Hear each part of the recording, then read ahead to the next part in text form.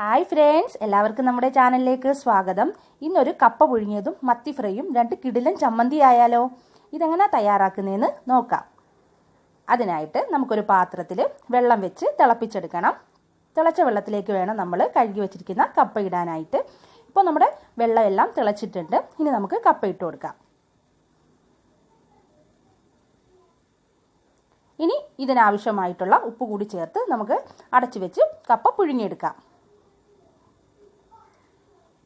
ഇപ്പം നമ്മുടെ കപ്പയെല്ലാം വെന്തിട്ടുണ്ട്. ഞാനിതിപ്പോൾ ഊറ്റിയെടുത്തതാണ്.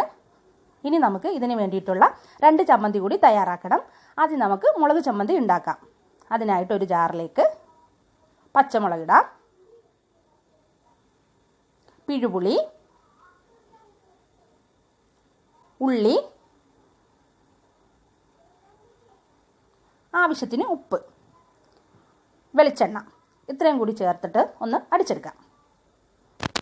ഇപ്പോൾ നമ്മുടെ മുളക് ചമ്മന്തി റെഡി ആയിട്ടുണ്ട്. ഇനി നമുക്ക് തേങ്ങാ ചമ്മന്തി എങ്ങനെ ഉണ്ടാക്കുന്നതെന്ന് നോക്കാം. അതിനായിട്ട് തേങ്ങ ചിരകിയതിടാം, പിഴുപുളി, കറിവേപ്പില, സവാള, ആവശ്യത്തിന് ഉപ്പ്, ഒരു 1.5 സ്പൂണ് മുളക് പൊടി, ഇത്രയും കൂടി ചേർത്ത് ഒന്ന് അരച്ചെടുത്ത ചമ്മന്തിയാണ്. ചമ്മന്തിയും റെഡി ആയിട്ടുണ്ട്. മുളക് ചമ്മന്തിയും തേങ്ങാ ചമ്മന്തിയും ഇവിടെ റെഡി ആയിട്ടുണ്ട്.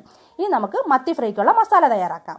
അതിന് വേണ്ടിയിട്ട് വെളുത്തുള്ളി, ഇഞ്ചി, കറിവേപ്പില, ഉള്ളി,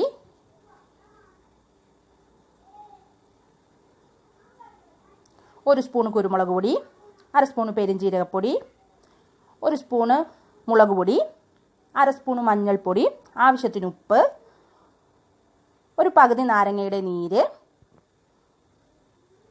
കുറച്ച് വെളിച്ചെണ്ണ, ഇത്രയും കൂടി ചേർത്ത് നമുക്ക് മസാല അരച്ചെടുക്കാം. ഇതുപോലെ വേണം നമ്മൾ മസാല തയ്യാറാക്കാനായിട്ട്. ഇനി നമുക്ക് ഇത് മത്തിയിലേക്ക് പുരട്ടിക്കൊടുക്കാം.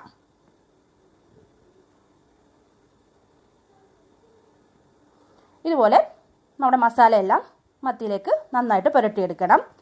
എന്നിട്ട് നമുക്കിതൊരു 10 മിനിറ്റ് മാറ്റി വയ്ക്കാം. 10 മിനിറ്റിന് ശേഷം നമുക്കൊരു ചട്ടി അടുപ്പിൽ വെക്കാം. അതിലേക്ക് എണ്ണ ഒഴിച്ചു കൊടുക്കാം. ഇനി ഇതിലേക്ക് കുറച്ച് കറിവേപ്പിലയും കൂടി ഇടാം. എന്നിട്ട് നമ്മുടെ മത്തി ഇതിലേക്കിട്ട് ഫ്രൈ ചെയ്തെടുക്കണം. നമുക്ക് ഓരോ മത്തിയും ഇട്ട് കൊടുക്കാം.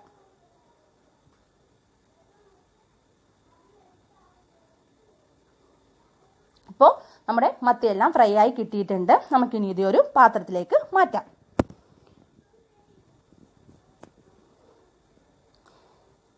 ഇത് നിങ്ങൾക്ക് എല്ലാവർക്കും ഇഷ്ടമാകും. നിങ്ങളെല്ലാവരും വീട്ടിലൊന്ന് ട്രൈ ചെയ്ത് നോക്കണം. നിങ്ങൾക്കിത് ഇഷ്ടമാകുകയാണെങ്കിൽ ഈ ചാനലൊന്ന് സബ്സ്ക്രൈബ് ചെയ്ത് സപ്പോർട്ട് ചെയ്യണേ. വളരെ എളുപ്പത്തിൽ തയ്യാറാക്കാൻ പറ്റുന്ന വിഭവമാണ് നമ്മൾ നമ്മുടെ ചാനലിൽ കൂടി ഇടുന്നത്. എല്ലാവർക്കും ഇത് ഉണ്ടാക്കാൻ പറ്റുന്ന രീതിയിലുമാണ് ചെയ്യുന്നത്.